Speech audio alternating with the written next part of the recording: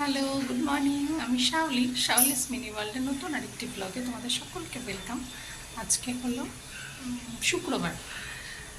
তো আজকে উঠে গতকালকে যে মাছ এনেছিল, তা আমার তো ঘরে এখন ফ্রিজ নেই, তো কয়েক পিস তো অনেকটা মাছ ছিল না, কয়েক পিস রাখা ছিল। হলুদ তেল, একটু কাঁচা তেল মাখিয়ে রেখেছিলাম।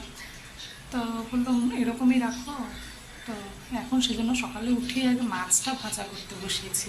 মাছটা ভেজে রাখি, যত বেলা বাড়বে রোদ্রু বাড়বে, বসে কালকে আনা দুপুরে, তো ওই জন্য মাছটা ভাজা বসালাম। দেখা যাক। তো চলো, উঠে আগে অন্য কিছু করিনি, আগে মাছটা ভাজা করতে বসালাম।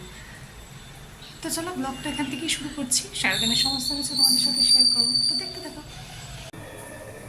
দেখা যাচ্ছে মাছটা তো ভেজে রাখলাম, বেশ কড়া করেই ভাজলাম। 6 পিস মাছ আছে, একটা গন্ধ তো ছাড়ছেই।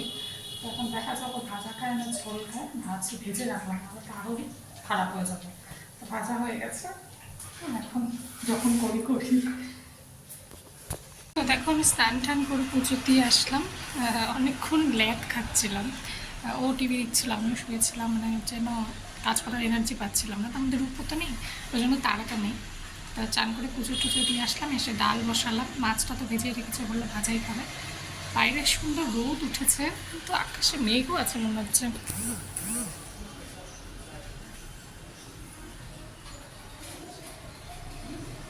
আমাদের বালিশগুলো দিয়ে রেখেছে ও। তো দেখা যাক কতক্ষণ থাকে। ওয়েদার ফোরকাস্টটাতে দেখলাম বিকেলের দিকে আবার বৃষ্টি আছে, দেখা যাক কী হয়। হ্যাঁ, তো ডাল করবো, পেঁপে এনেছে, পেঁপে দিয়ে ডাল করবো, মাছটা ভাজা আছে।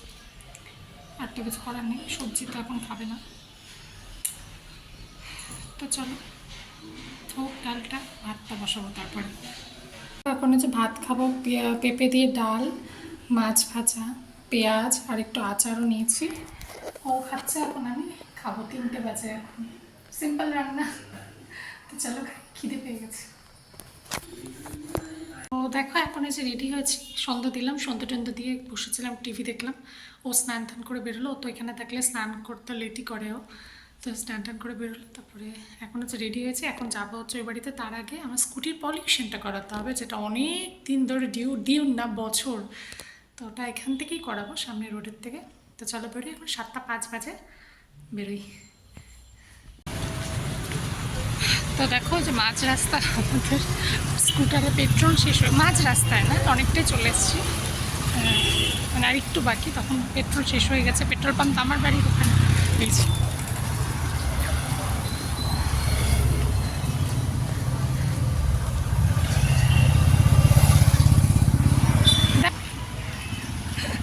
তো ওখানে 1-2টো দোকানে পাওয়া যায়, তো বললো না, ওখান থেকে নেবো না, পেট্রোল পাম্প থেকেই ভরাবো।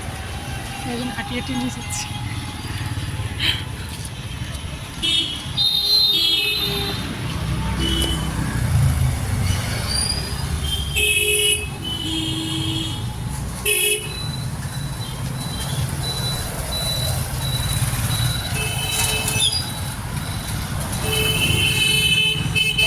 তো দেখা যায় বাবা সিঙ্গারা জিলাপি এনেছে, তো ওইটা এখন খাচ্ছি মুড়ি দিয়ে। তো ওদের খাওয়া হয়ে গেছে, ঋষির ওদের খাওয়া হয়ে গেছে, মা আমি আর ও খাচ্ছি। বাবার তো আমার খায় না, সিঙ্গারা জিলাপি খেয়েছি। বাড়ির থেকে চলে আসলাম, ঢুকবো এসছে আমার সাথে, ওখানে তাল বাহানা করছিল, যাবো যাবো না এই করে। আমি না চল, কারণ দুজন থাকলে কি মা পারে না সামলাতে, চেঁচামেচি করতে হয়। তো আমি যতটা রাগ দেখিয়ে পারি, মারা তো পারে না। তো ওটাই, তো নিয়ে আসলাম। এখন হচ্ছে মার বাড়িতে ডিমের ঝোল হয়েছিল, তখনই বলেছিলাম যে একটু বেশি করে করো রাতের বেলা, তাহলে আমি নিয়ে আসতে পারবো। তো ডিমের ঝোল করেছি, এই যে রূপার আমি খাই, আমার পেট পুরো ভর্তি। এইটুকু ভাত আছে, ওটা খেতেই হবে, এখন ফেলাবো না, কালকে নিরামিষ আছে, তো রাখাও যাবে না। তো চলো খেয়ে নিই, ওর জন্য রুটি বানাবো। তো দেখো খাওয়া দাওয়া কমপ্লিট। রূপের তো আজকে ভোর 5টায় উঠেছে, এখন অব্দি চোখ খোলা।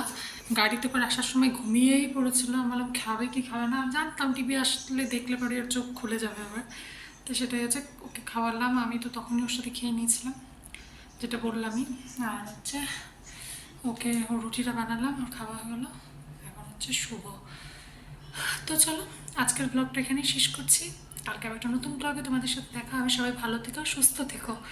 আর ব্লগ ভালো লাগলে অবশ্যই করে লাইক করো, কমেন্ট করো, চ্যানেলটাকে সাবস্ক্রাইব করে দিও। তো চলো, গুড নাইট, বাই বাই।